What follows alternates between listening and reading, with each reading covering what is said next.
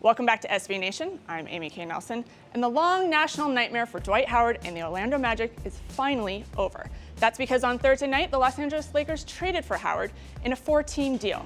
Howard's arrival in LA makes an RA-stacked team even more dangerous and puts LA as one of the favorites in the association. For more on this move and all the drama, here's our own Ben Golliver. Well, it seems like every time we talk about a big trade in the NBA, it's always the rich getting richer. And here we go, once again, an absolute blockbuster, a trade that's going to transform one of the NBA's best teams and arguably its highest profile team, the Los Angeles Lakers, into an absolute juggernaut. Here are the details. As of Thursday night, there was an agreement in principle with sides saying that the deal was done. That was going to send Orlando Magic center Dwight Howard to the Los Angeles Lakers. The Lakers would send Andrew Bynum to the Philadelphia 76ers.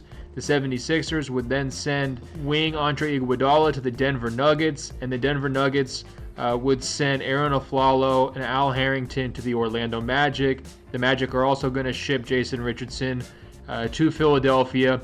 One name you didn't hear in there, and there's other draft picks and minor players involved as well, but the one name you didn't hear in there was Pau Gasol. That's right, the Lakers are now going to roll out a starting lineup that includes starting point guard Steve Nash, multi-time All-Star, 2-time MVP, a 2-guard in Kobe Bryant, his first ballot Hall of Famer, MVP himself, perennial All-Star, power forward Pau Gasol, almost always an All-Star, even though he slipped a little bit, can still get it done. He's leading Spain to the semifinals of the Olympics as we speak.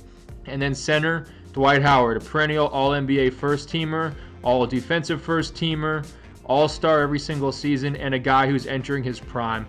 And he doesn't have some of the same baggage and maturity issues as Andrew Bynum, although that could be argued because we've seen so much indecision and waffling on Howard's part over the course of the last year as he's tried to chart his future here when it comes to his free agency status and where he's going to end up signing long-term.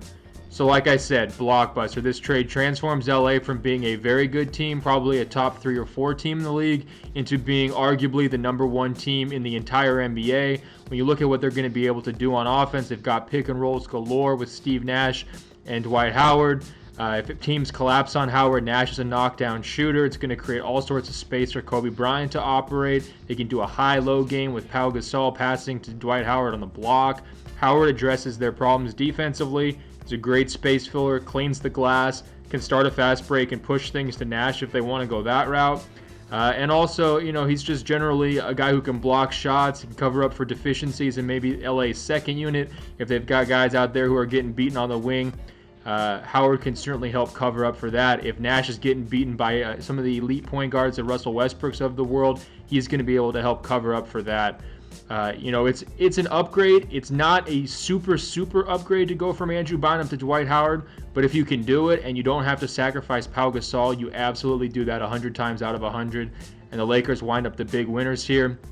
You look at Philadelphia, what they really wanted to do here was find a direction for their franchise. They kind of been hanging out in the middle of the Eastern Conference for a long time, and they upgraded their best player from Andre Iguodala to Andrew Bynum. That's a significant upgrade. Iguodala is a very nice player, very efficient, two-way guy, great defender. He's been playing excellently in the Olympics, but he's not sort of a top 2 or 3 guy at his position around the league like Bynum is. Now you can build around Bynum ideally going forward, and you've got really a direction and a focus for your franchise. You are taking a risk giving his contract status and his maturity issues off the court, but he's definitely capable of being a franchise player. He will be that in Philadelphia. For Orlando, you got all sorts of question marks. You didn't get the best player back in the trade. You didn't get Bynum. You also didn't get Gasol. You've got a bunch of minor players. You had to take on Aaron Aflalo's large contract.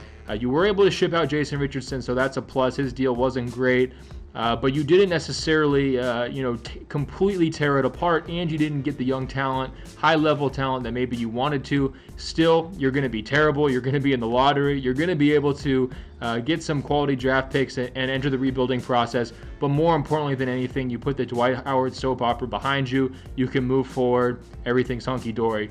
For Denver, they got a nice wing player in Andre Iguodala who fits into a quality team they've already assembled. This isn't really a star-driven cast. But it's about guys who are sacrificing and trying to make their teammates better. You look at a Ty Lawson, a very heady point guard. You look at JaVale McGee, developing center down low, and now you've got Andre Iguodala to provide some perimeter defense and some offense too. And they're deep, and they're very well coached by George Karl. They should be a solid playoff team. And they were able to get rid of some future money to a guy like Al Harrington, who maybe wasn't part of their long-term plans. And they gave a ton of money to Afflalo, really broke the bank for him. They're able to move off of his deal, although he is a very nice player. He just might not be worth his contract in this new collective bargaining agreement. So there you go. Be sure to follow sbnation.com/NBA for all the developments on this trade and other moves throughout the summer. There's going to be analysis from every side you can imagine. And we go forward into a crazy season, which will likely pit the LA Lakers against the Miami Heat in the NBA Finals. Who's not excited for that?